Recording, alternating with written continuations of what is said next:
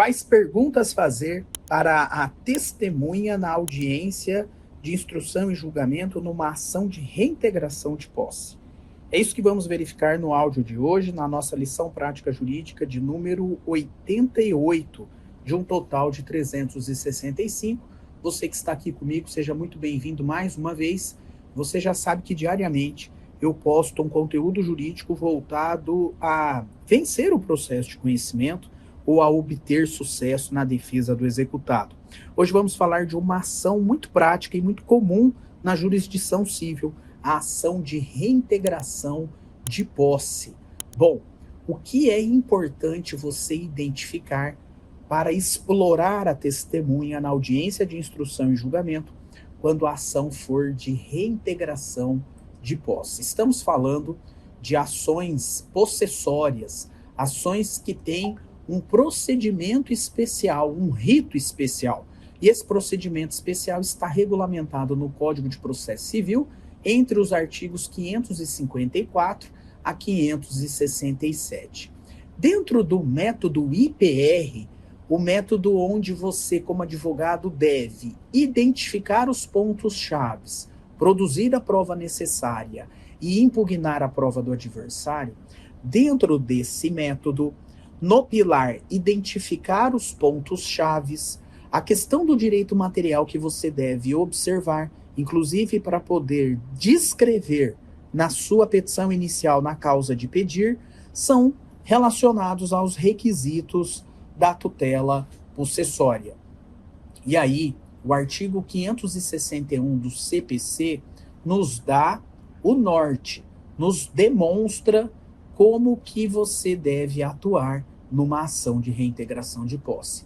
Lá está dito, incumbe ao autor provar, inciso 1, a sua posse, inciso 2, a turbação ou esbulho praticado pelo réu, e inciso 3, a data da turbação ou do esbulho, e por fim, no inciso 4, a continuação da posse, caso for turbada, ou a perda da posse, caso for esbulhada. Então é por aí que devemos agir na prática jurídica. Primeiro ponto importante: a tutela possessória é aquela em que a pessoa que detém a posse sobre um determinado bem, essa pessoa, o possuidor, sofre uma agressão à sua posse. Essa agressão por parte do réu pode decorrer de uma ameaça ou pode decorrer de uma própria perda da posse. A ameaça vai gerar a tutela da manutenção da posse, já que o autor, possuidor, não teve a perda dessa posse, ele não perdeu a disposição física da coisa, a exploração do bem objeto da ação. Agora, pode ser que essa agressão à posse ela tenha ocasionado, por parte do autor da ação possessória, a perda dessa posse em razão do esbulho praticado pelo réu. E agora ele objetiva a sua reintegração, ter a posse de volta. Primeiro ponto aqui importante.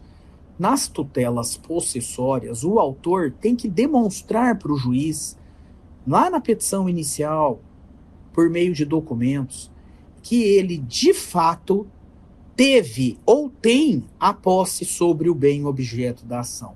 Essa posse não é uma posse indireta, uma posse apenas formalizada num instrumento, num documento. Não.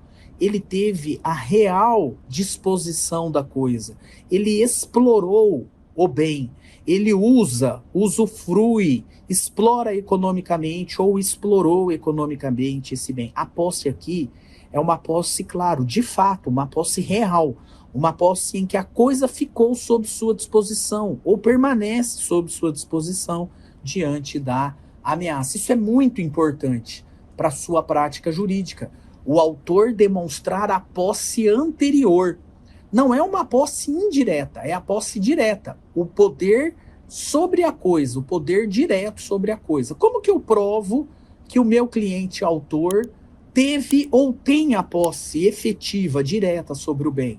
comprovantes de tarifas de água, de luz, se o bem for imóvel, comprovante de pagamento de IPTU, se for imóvel também, o documento que justifica a aquisição daquela posse, fotos, vídeos, certificação pelo oficial de justiça. Tem que ter elementos concretos aqui, demonstrando que de fato ele exerce a posse sobre o bem. Muito bem.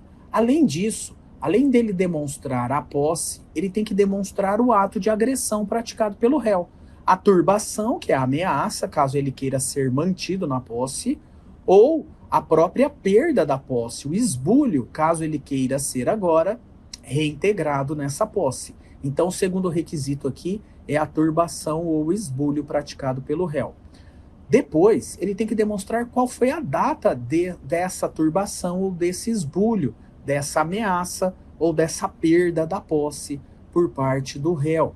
E por fim, ele tem que demonstrar que ele continua na posse, no caso de ser uma ação de manutenção, ou que ele perdeu a posse, caso seja uma ação de reintegração. Então, claro, ao explorar o depoimento testemunhal, são sobre esses parâmetros que o autor deve elaborar as perguntas para a testemunha.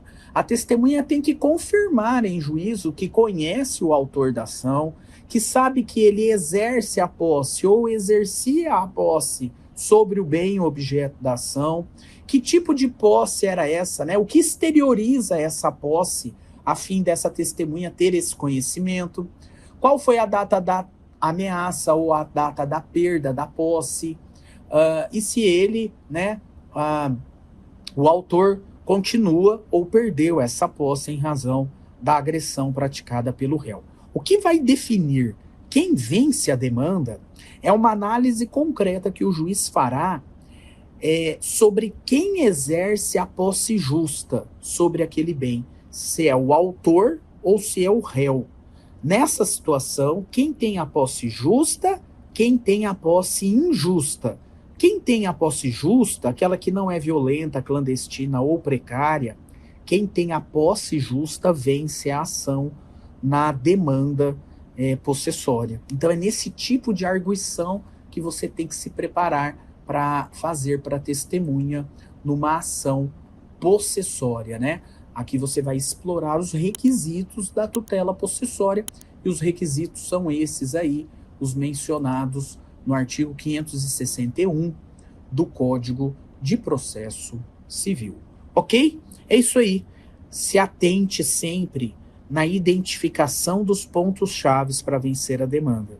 Identificados os pontos-chave, você vai ter que explorar esses pontos em relação à produção da prova. Demonstrar que, no caso concreto, esses pontos-chave, esses requisitos, esses pressupostos que tratam do instituto aqui, a posse, a reintegração de posse, eles estão presentes, estão confirmados, eles estão corroborados pelos meios de provas que foram produzidos durante o processo.